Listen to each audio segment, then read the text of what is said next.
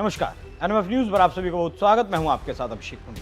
भारत का एक ऐसा पवित्र शहर जहां दुनिया भर से लोग शांति की तलाश में आते हैं, जहां की हवाओं में भक्ति और सुकून है। उसी शहर की गलियों में दो विदेशी सैलानी एक ऐसी खौफनाक साजिश रच रहे थे जो भारत और इजराइल के रिश्तों में आग लगा सकती थी। ये कहानी है उन दो ब्रिटिश नागरिकों की जिन्होंने अपनी मासूम शक्ल के पीछे नफरत का वो एजेंडा छिपा रखा था, जिसे अगर समय रहते नहीं कुचला जाता तो राजस्थान की धरती पर बड़ा बवाल हो सकता था। ये लोग टूरिस्ट बनकर आए थे, लेकिन इनका मकसद फोटोग्राफी नहीं बल्कि एक प्रोपेगेंडा वॉर छेड़ना था। राजस्थान का वो पवित्र पुष्कर जिसे दुनिया मिनी इजराइल के नाम से जानती है, जहां इजरायली नागरिक खुद को सबसे सुरक्षित महसूस करते हैं, उसी पावन भूमि पर इन अंग्रेजों ने यहूदियों के खिलाफ जहर उगलने की जरूरत की। लेकिन वो भूल गए थे कि ये नया भारत है। यहां मेहमान का स्वागत पलकों पर बैठाकर किया जाता है, लेकिन अगर कोई मेहमान बनकर गद्दारी करे और देश की शांति भंग करने की कोशिश करे तो उसे गर्दन पकड़कर बाहर भी फेंक दिया जाता है। ऐसा ही हुआ इस केस में भी। तारीख थी 21 जनवरी। पुष्कर की तंग गलियों में विदेशी सैलानियों की चहल पहल थी, लेकिन इसी भीड़ में छिपे थे दो नाम, लुइस गैब्रियल और उसकी महिला मित्र अनुशी एमा। ये दोनों ब्रिटेन से आए थे। हाथ में कैमरा था और चेहरे पर मुस्कान, लेकिन इनके बैग में भरा था इजराइल और यहूदियों के खिलाफ नफरत भरा सामान, जो भारत में बड़ा बवाल भी करवा सकता था। इन दोनों ने मिलकर पुष्कर की दीवारों पर फ्री फिलिस्तीन और बॉयकॉट इजराइल के भड़काऊ पोस्टर चिपकाने शुरू कर दिए।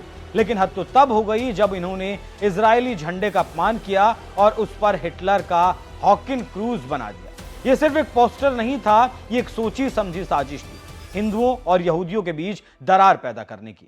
दरअसल पश्चिमी दुनिया अक्सर हिटलर के उस नफरत भरे सिंबल को स्वास्तिक कहकर बदनाम करती है, जबकि हमारा पवित्र स्वास्तिक और हिटलर का हॉकिन क्रूज उसमें जमीन आसमान का अंतर रखते हैं। इन अंग्रेजों को लगा था कि वो भारत की भोली भाली जनता को गुमराह कर देंगे और इजरायली टूरिस्टों के मन में खौफ पैदा कर देंगे, लेकिन इनकी ये चालाकी अजमेर सीआईडी की पैनी नजरों से बच नहीं पाई। जैसे ही इन संदिग्ध गतिविधियों की खबर मिली, भारतीय सुरक्षा एजेंसियों ने जाल बिछाया और इन दोनों को रंगे हाथ दबोच लिया। इनका एजेंडा न सिर्फ धुआं धुआं हो गया, बल्कि मौके पर ही इनके नापाक इरादों को कुचल भी दिया गया। सबसे बड़ी बात तो ये रही कि पुलिस ने इन्हें कानून का वो पाठ पढ़ाया जो ये जिंदगी भर नहीं भूलेंगे। इन्हें तुरंत देश छोड़ने का अल्टीमेटम दे दिया गया और अपमानित करके भारत से बाहर का रास्ता भी दिखा दिया गया। जब यह खबर सरहद पार इजराइल पहुंची तो वहां के लोग सोशल मीडिया पर भारत के इस एक्शन की तारीफ करने लगे। इजरायलियों ने खुलेआम ये कहा कि पूरी दुनिया में अगर यहूदियों को कहीं सच्चा सम्मान और सुरक्षा मिलती है तो वो सिर्फ भारत है। सबसे बड़ी बात तो यह है कि बड़ी संख्या में इजराइल के लोग पुष्कर आते हैं।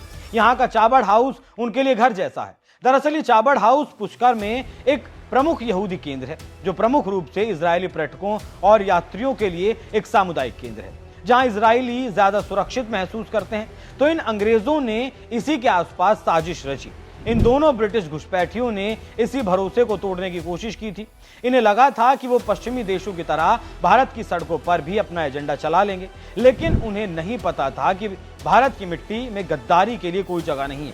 आज दुनिया देख रही है कैसे भारत ने न केवल अपनी आंतरिक सुरक्षा की रक्षा की, बल्कि अपने पुराने मित्र इजराइल के सम्मान पर भी आंच नहीं आने दी। ये उन लोगों के लिए एक कड़ा संदेश है जो टूरिस्ट वीजा पर भारत आते हैं, एक्टिविज्म का नाटक करते हैं। ऐसे लोगों के लिए चेतावनी साफ है, सुधर जाओ वरना अंजाम लुइस और अनुसी जैसा ही होगा। बाकी आप लोग इस विषय पर क्या सोचते हैं, कमेंट बॉक्स में अपनी राय जरूर दीजिएगा। नमस्कार।